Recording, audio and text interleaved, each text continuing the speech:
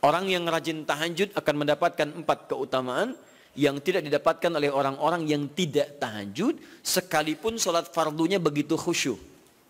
Di antum sholat fardu khusyuk, bagus, tapi nggak tahajud, nggak dapat 4 keutamaan itu. Ini sudah saya bahas panjang lebar di pertemuan lalu, saya hanya sebutkan cepat saja. 1, Allah akan mengangkat karir, pekerjaan atau aktivitasnya di tempat yang terbaik. Ya, jadi kalau antum misalnya pengusaha atau orang karir di kantor dan sebagainya, itu akan cenderung kemudian ditolong oleh Allah, diangkat ke tempat yang terbaik. Terbaik itu tidak harus puncak yang paling tinggi, direktur, tidak misalnya. Tapi tempat yang bisa membuat nyaman hidup Anda, sholat bisa nyaman, bergaul juga nyaman, dan tenang kehidupannya. Mungkin level Anda nggak sampai puncak ya direktur utama, mungkin direktur 1, 2 gitu ya. Tapi Anda dijauhkan dari hal-hal yang maksiat, dijauhkan. Sholatnya enak, punya ruangan nyaman dan sebagainya. 2, Allah akan bimbing setiap ahli tahajud. Allah akan bimbing sehingga menjalani awal pekerjaannya dengan begitu mudah.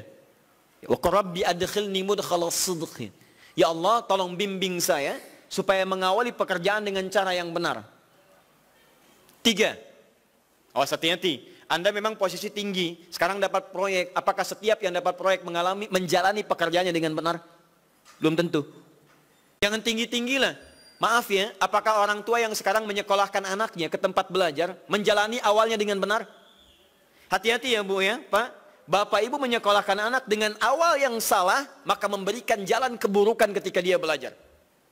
Saya katakan jangan pernah Anda masukkan anak Anda ke sekolah dengan menyogok. Bayar sekian supaya masuk, menyalahi aturan. Kalau awalnya sudah salah, bagaimana anak Anda bisa belajar dengan benar? Mustahil mendapatkan sesuatu yang tidak baik. Yang baik itu mustahil didapatkan. 3, wa akhrijni mukhrajas sidqin. Allah berikan jalan keluar terbaik dari persoalan yang dirasakan. Di ahli tahajud itu setiap punya masalah, bukan nggak dapat masalah ya, bukan tidak bermasalah hidupnya. Dia mendapat ujian juga.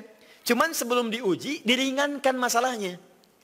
Sehingga seakan-akan nggak punya masalah.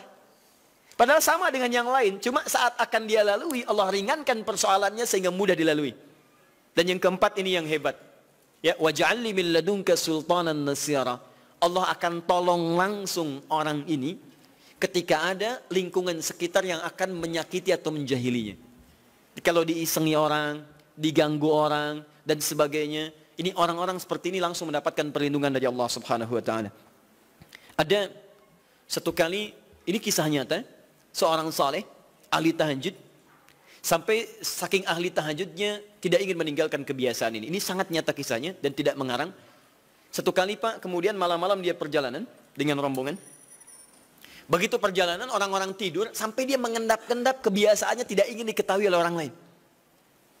Satu malam kemudian, dia bangun setelah orang lain tidur, masuk dia sedikit ke area sedikit ada dalam hutan.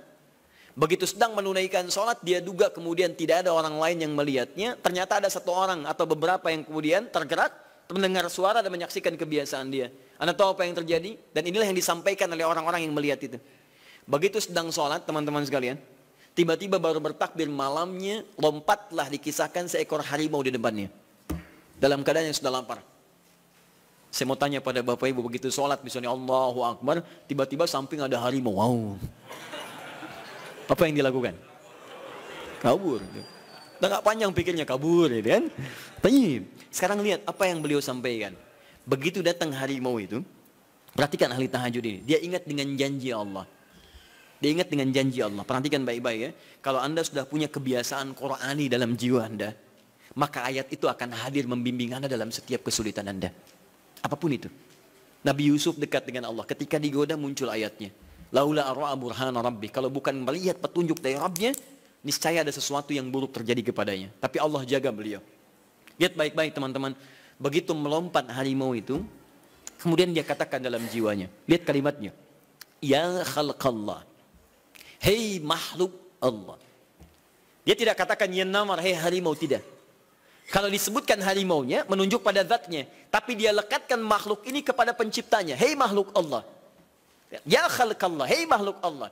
Jika saya memang rizki yang telah Allah tetapkan untukmu pada saat ini, maka saya ridho untuk engkau makan, silakan. Tidak ada masalah. Kalau Allah tetapkan saya sebagai rizki untukmu pada saat ini, silahkan. Tapi kalau saya bukan menjadi rizki yang telah Allah tetapkan untukmu pada saat ini, maka jangan coba-coba ganggu ibadahku hari ini. Lihat kalimatnya, bukan jangan makan aku. Ingat, bukan jangan makan aku. Jangan coba-coba ganggu ibadahku saat ini. Atau aku akan mohonkan pada Allah penciptamu untuk menghancurkan engkau saat ini juga.